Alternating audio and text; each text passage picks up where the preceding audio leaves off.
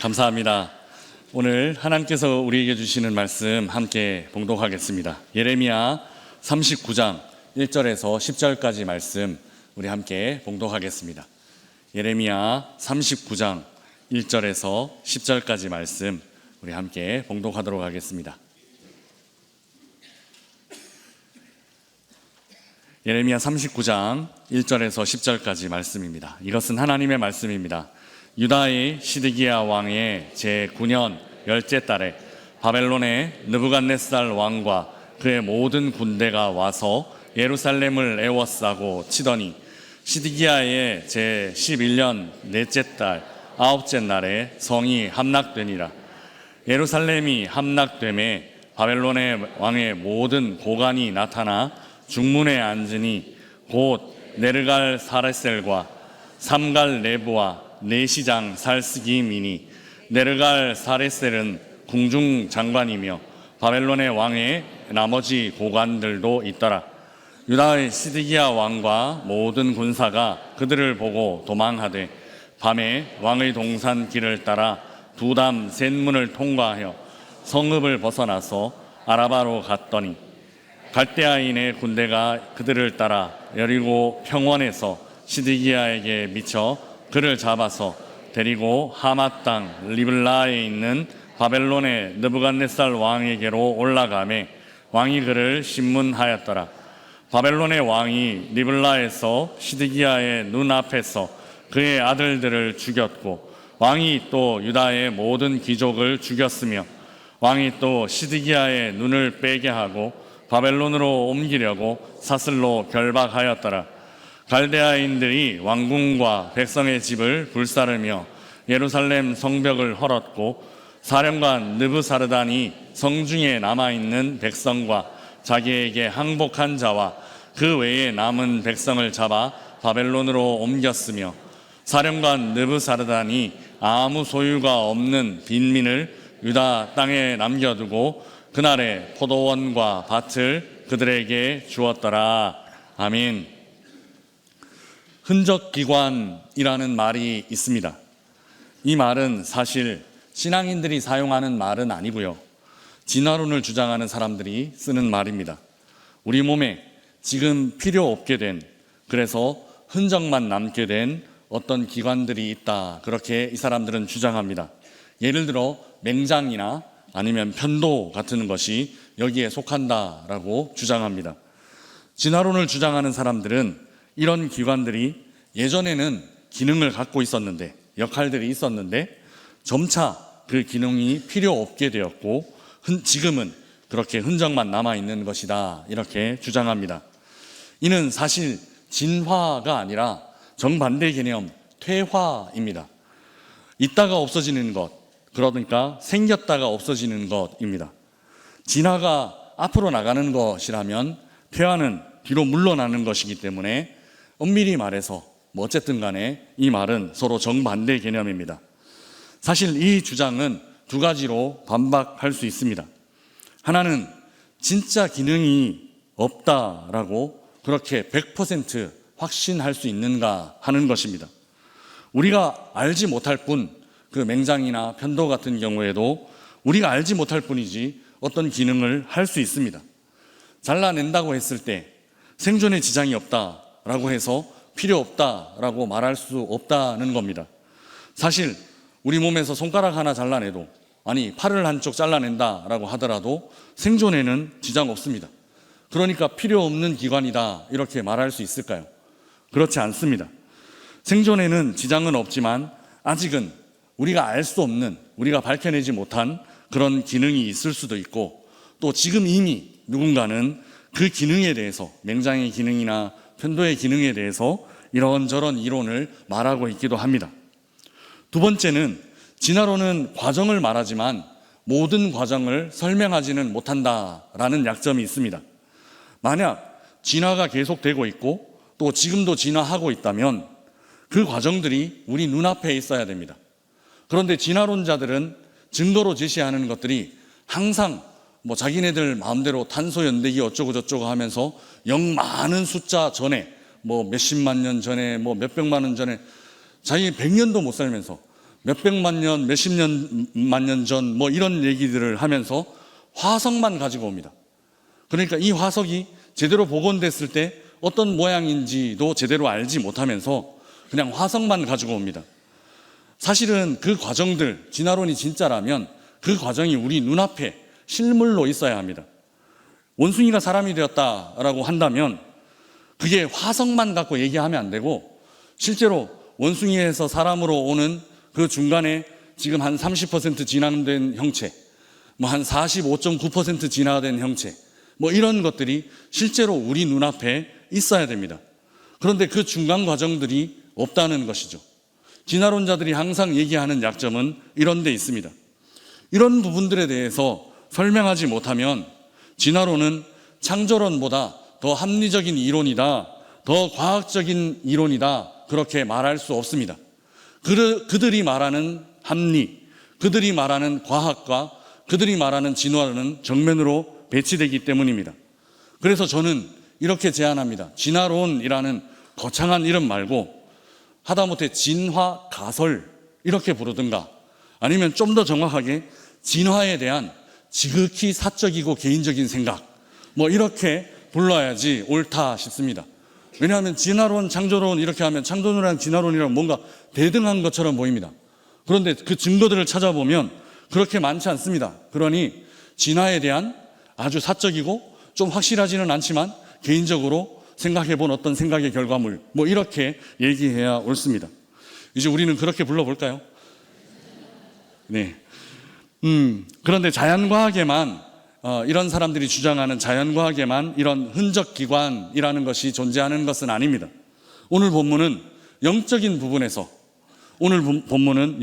부분에서도 이런 흔적기관이 존재할 수 있다라고 말하고 있습니다. 오늘 본문에서 하나님은 제대로 기능하지 못하고 흔적만 남아있는 사람의 몸의 기관 하나를 제거하셨습니다. 그것은 시드기야, 남유다의 마지막 왕의 두 눈이었습니다. 하나님은 사람들에게 눈을 주셨습니다. 사람들이 볼 수 있도록 하기 위해서입니다.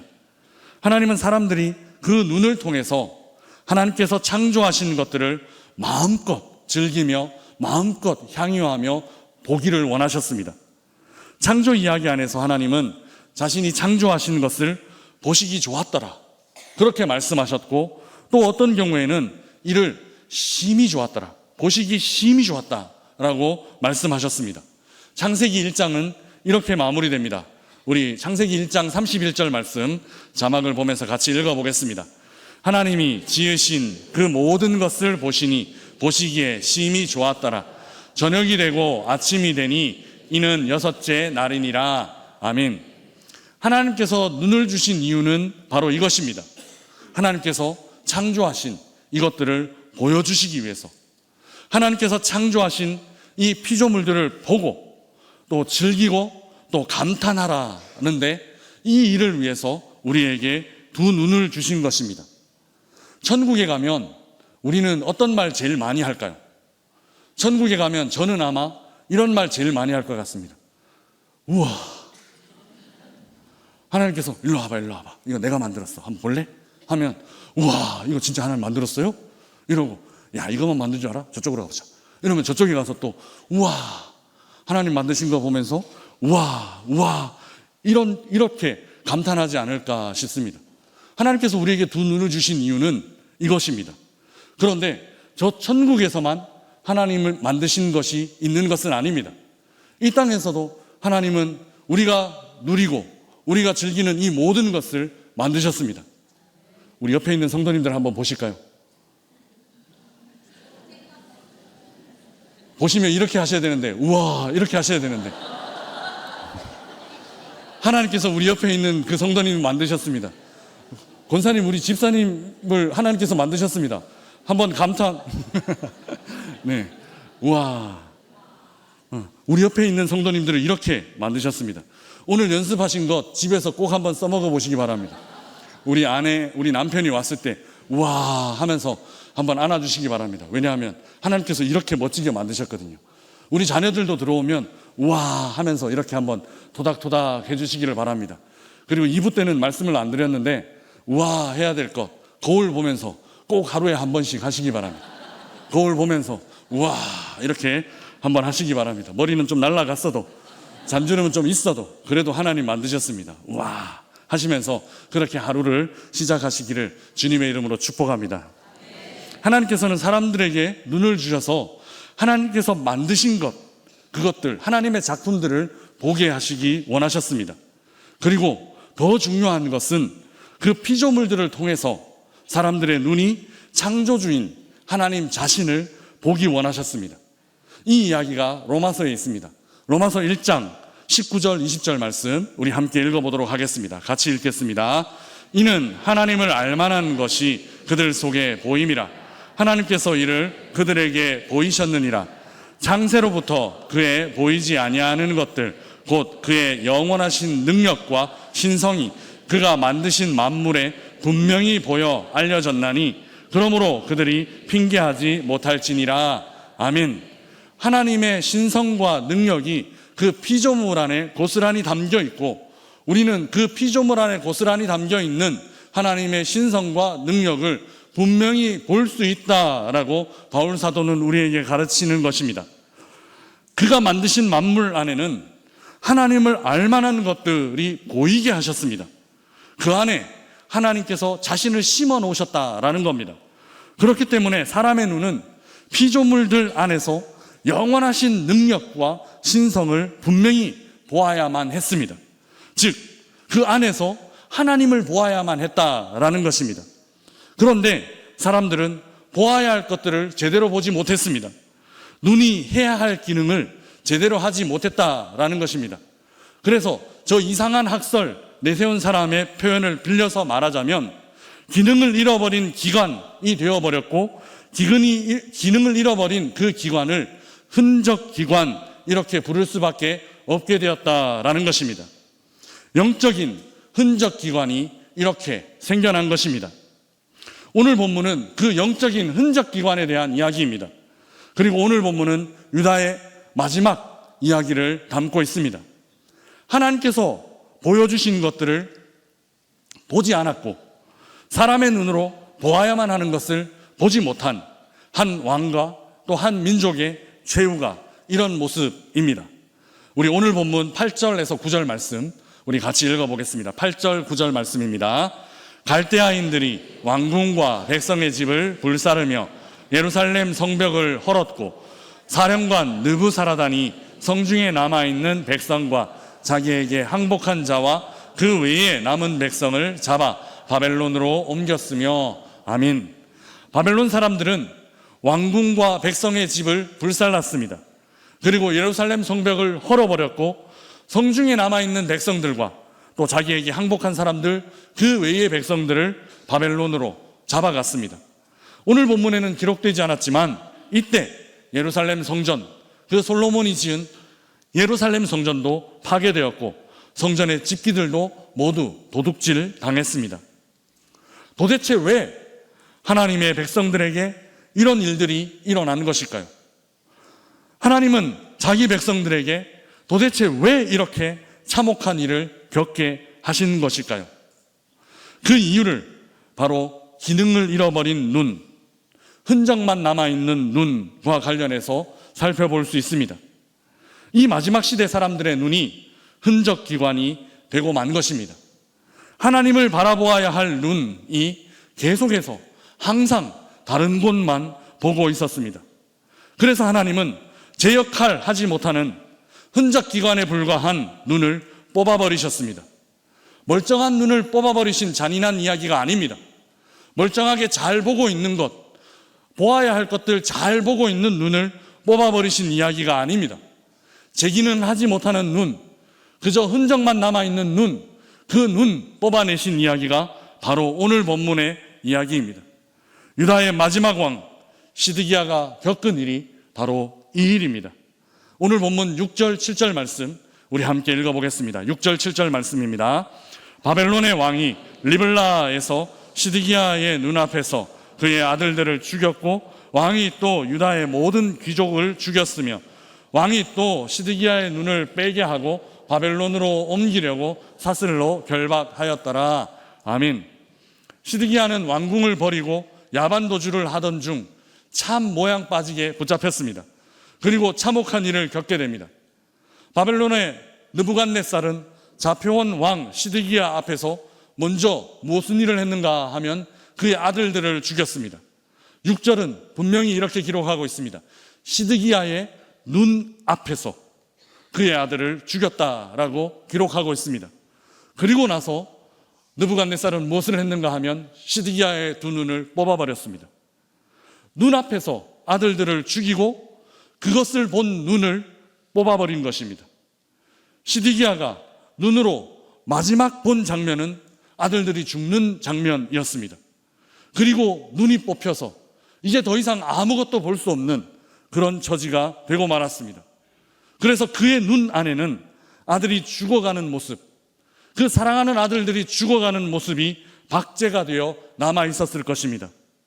시드기야는 이제 눈이 뽑혀 더 이상 아무것도 볼 수 없게 되었지만 그는 아마 매일매일 그 아들들이 죽어가는 모습을 그 감은 눈으로 보아야만 했을 것입니다. 하나님께서 보여주시는 것들을 보지 않으려고 했던 사람, 그리고 보아야만 하는 것들을 발견하지 못한 사람에게 하나님은 그 필요 없어 보이는 눈을 제거하심으로 심판하십니다. 이것이 바로 영적인 흔적기관에 대한 이야기입니다. 봐야 할 것을 보지 못하는 눈이 되었으니 없어도 되겠다 판단하신 것입니다. 해야 할 제 기능을 하지 못하고 있으니 흔적만 남은 그것 미련 없이 제거해도 되겠다라고 생각하신 것입니다. 진화론자들은 심해에 있는 생물들의 눈이 흔적기관으로 퇴화되었다라고 그렇게 말합니다. 진화론자들이 퇴화를 말하는 겁니다.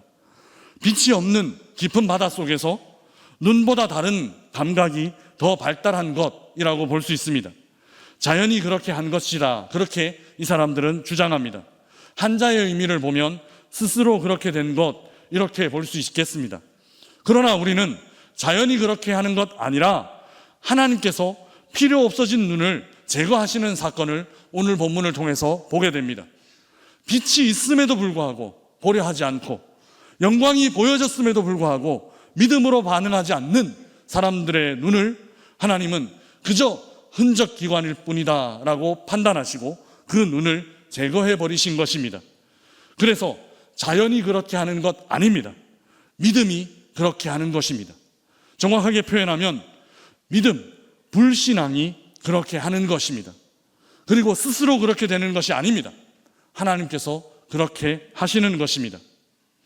하나님께서 그렇게 하셔서 흔적기관이 되고 만 눈이 제거된 이야기, 그 이야기가 바로 오늘 본문의 이야기입니다. 이제 저는 여러분들께 질문을 하나 드리려고 합니다. 그 질문은 이것입니다. 하나님께서 보아야 할 것을 제대로 보지 못해 필요 없게 된 눈을 제거하신 목적이 무엇일까요? 하나님의 목적, 눈을 제거하신, 눈을 뽑아버리신 하나님의 목적이 어디 있을까요? 그저 벌을 주고 그저 징계하려고 하신 것일까요? 말을 안 듣는다고 그저 혼내려고 하신 것일까요?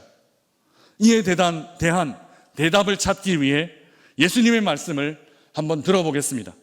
마태복음 18장 9절 말씀입니다. 우리 자막을 보면서 같이 한번 읽어보겠습니다. 만일 내 눈이 너를 범죄하거든 빼어내버리라. 한 눈으로 영생에 들어가는 것이 두 눈을 가지고 지옥불에 던져지는 것보다 나으니라. 아멘. 예수님은 이 땅에 계실 때 제자들에게 눈과 관련되어 있는 말씀을 하신 적이 있습니다. 눈이 만약 범죄하게 만들었을 경우 차라리 그 눈을 빼버려라 라는 그런 말씀이셨습니다. 굉장히 잔인하게 들릴 수 있고 또 굉장히 극단적으로 들릴 수 있는 말씀입니다. 그러나 이 말씀 안에 예수님의 가치는 명확합니다. 온 몸을 버리지 않기 위해서 신체의 일부를 희생하는 것은 나쁜 선택이 아니다라는 것이죠. 눈을 뽑는데 강조점이 있는 게 아니란 말입니다. 어떻게든 영생에 들어가는 것, 어떻게든 저 하늘나라 천국에 들어가는 것, 여기에 강조점이 있다라는 것입니다. 우리 하나님의 마음은 여기 있습니다. 아무리 보여주어도 보지 못하는 눈, 보아야 할 것을 보지 못하는 그래서 쓸모없게 된 눈, 그 눈을 제거하신 하나님의 마음은 그저 화가 나서 그저 징계하시는 그런 마음이 아니다라는 겁니다. 하나님의 마음은 돌아오라는 데 있습니다. 하나님의 마음은 돌이키라는 것입니다. 하나님을 보지 못한 그 죄를 깨닫고 돌아오라는 데 하나님의 마음이 있습니다. 눈을 잃어버리더라도 온 몸과 영혼은 잃어버리지 않았으면, 온 몸과 영혼은 버리지 않았으면 하는 마음이 우리 하나님, 우리 아버지의 마음이라는 것입니다. 그 대표적인 예가 성경에 등장합니다. 성경에는 또 한 번 눈이 뽑힌 또 다른 인물이 있습니다. 누구인가요? 잘 아시는 삼손입니다. 사사기 16장 21절 말씀 우리 함께 읽어보겠습니다. 같이 읽겠습니다. 블레셋 사람들이 그를 붙잡아 그의 눈을 빼고 끌고 가사에 내려가 놋줄로 매고 그에게 옥에서 맷돌을 돌리게 하였더라. 아멘. 삼손은 구별되어 살아야 할 나실인이었습니다. 태어나기 전부터 하나님은 그를 부르셨고 하나님은 그 부르심에 합당하게 살기 위해 삼손이 평생 동안 지켜야 할 것, 먹어서는 안 되는 것, 접촉해서는 안 되는 것 등등 상세하게 자세하게 일러주셨습니다. 그러나 삼손은 그야말로 허랑방탕하게 살았습니다. 자주 이방인 여자를 탐했고 또 만져서는 안 되는 것들을 만졌으며 하나님 부르심에 합당한 삶을 살지 못했습니다. 하나님을 바라보며 살아야 할 사람이 하나님께서 싫어하시는 것들만 계속해서 바라보며 살았던 것입니다. 그래서 하나님은 그의 눈이 흔적기관이 되게 하셨습니다. 아니, 이미 그의 눈은 흔적기관이 되어 있었습니다. 하나님을 보는 기능 하지 못했기 때문입니다.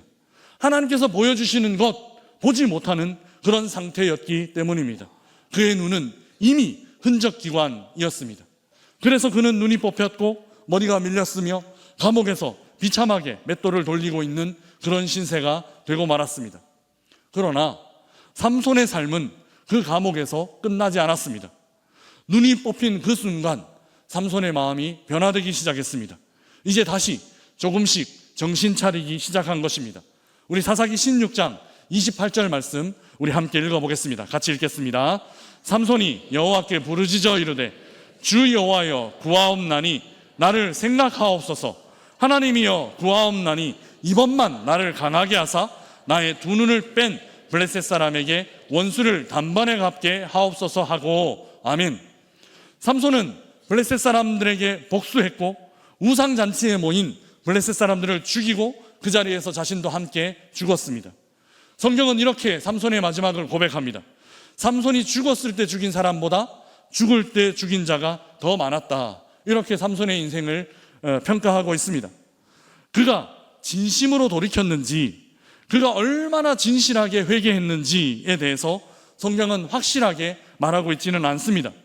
28절의 고백에서도 하나님의 원수가 아니라 자신의 고백, 자신의 원수, 그러니까 하나님의 원수가 아니라 그저 자신의 원수를 갚으려는 마음이 그 고백 안에 나타나고 있기 때문입니다.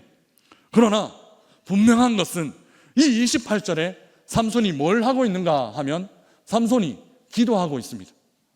삼손이 하나님께 부르짖고 있다라는 것입니다. 이전에 그는 이런 일을 하지 않았습니다. 28절에서 삼손은 하나님께 부르짖고 있고 간절히 구하고 있습니다. 최소한 그의 힘이 어디서 나오는지 이제야 제대로 고백하기 시작한 것입니다. 나를 강하게 하시도록, 나를 강하게 하셔서 힘을 주시도록, 내가 마지막 이 순간 저 원수들을 쓰러뜨릴 수 있게 해달라고 최소한 삼손은 눈이 뽑힌 이후에 하나님께 기도하고 있는 모습을 볼 수 있습니다.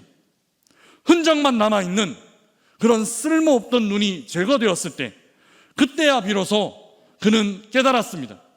자신의 힘이 어디서 나오는지를 알게 되었고 그 힘의 원천인 하나님을 향해 기도할 수 있게 되었습니다. 눈이 뽑히고 난 뒤에 이런 일들을 하게 되었습니다. 사랑하는 여러분, 하나님의 마음은 여기 있습니다. 보아야 할 것 보지 못하는 그 쓸모없게 된 눈, 흔적만 남은 그 눈을 취해 가시면서 하나님의 마음은 이랬던 것입니다. 이제서야 눈을 뽑히고 난 이후에야 보이는 것이 있을 거야. 이제라도 보아야 할 것 제대로 볼 수 있었으면 좋겠어. 하나님의 마음은 여기를 향하고 있었습니다. 오늘 본문의 주인공 시드기야를 향한 하나님의 마음도 어쩌면 이 마음 아니었을까요?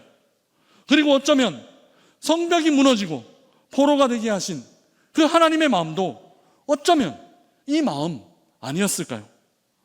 눈을 뽑아서라도 보여주고 싶은 것을 보게 하고픈 마음, 포로가 되어 묶이더라도 깨달아야 할 것을 깨닫게 하고픈 마음, 그래서 완전히 끊어지지 않았으면 하는 마음, 그래서 영원히 죽지 않았으면 하는 마음, 흔적기관이 되어버린 그 눈을 취해 가신 하나님 아버지의 마음은 이런 마음 아니었을까요? 사랑하는 명산의 가족 여러분, 사람의 눈이 영적으로 흔적기관이 되어버린 이야기 안에서 우리들의 신앙의 모습을 돌아보면 좋겠습니다. 내 눈은, 내 입은, 내 손은 어떻습니까? 이미 영적인 흔적기관으로 변해버린 것은 아닙니까? 하나님이 보여주시는 것을 보지 못하는 눈, 그리고 다른 것들만 계속해서 보려고 하는 눈, 하나님을 온전히 찬양하지 못하는 입, 사람들에게 사랑을 전하지 못하는 입, 그리고 불평과 비난의 말만 담고 있는 입, 사람들의 종이 되어 섬기지 못하고 있는 손, 종이 되기보다 그저 높아지려고만 하는 손, 하나님께서 우리의 손, 우리의 입, 우리의 눈에 대해서 어떤 생각을 하실까요? 해야 할 기능은 이미 잃어버리고 흔적만 남았구나, 쓸데없어졌구나, 그렇게 여기시지는 않을까요? 우리의 몸의 작은 기관들 뿐만 아니라 우리 공동체 안에서 우리의 모습들은 어떤가요?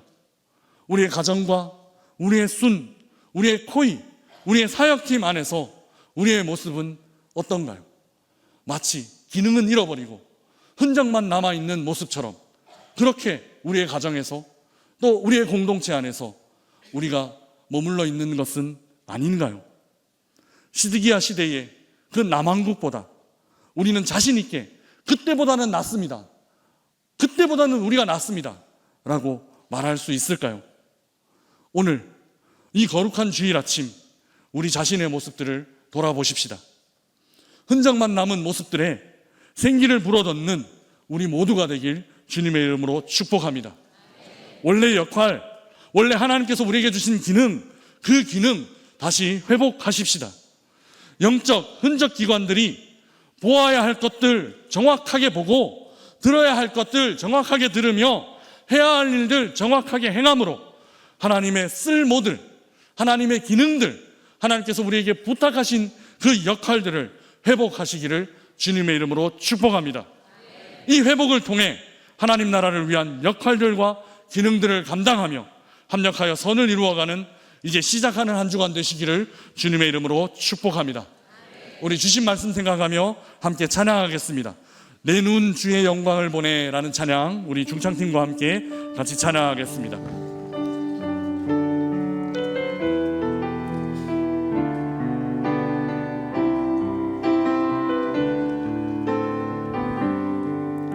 내 눈 주의 영광을 보내 우리 가운데 계신 주님 그 빛난 영광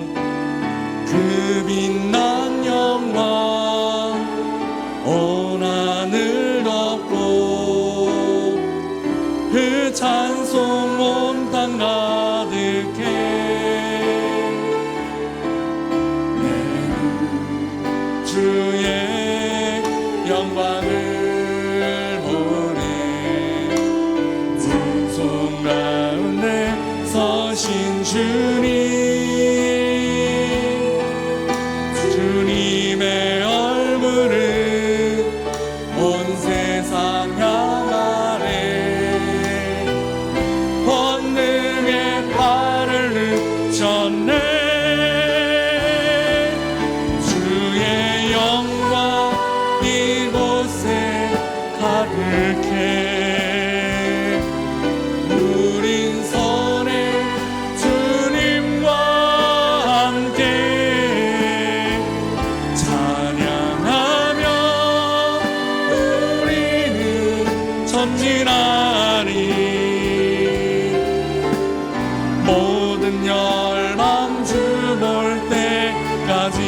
주의 영광 이곳에, 주의 영광 이곳에 가득해.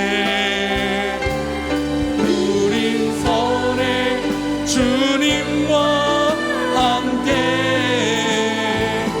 찬양하며 우리는 전진하리. 모든 열방 주 볼 때까지. 이 시간 주신 말씀을 생각하며 함께 기도하겠습니다. 우리의 모습 안에 흔적만 남아있는 부분은 없는지 돌아보십시다.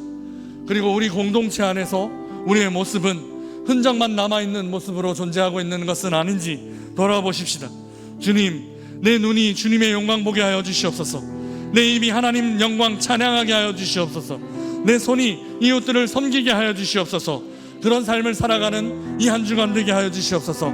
우리 이 시간 기도하며 나아가겠습니다. 기도하겠습니다.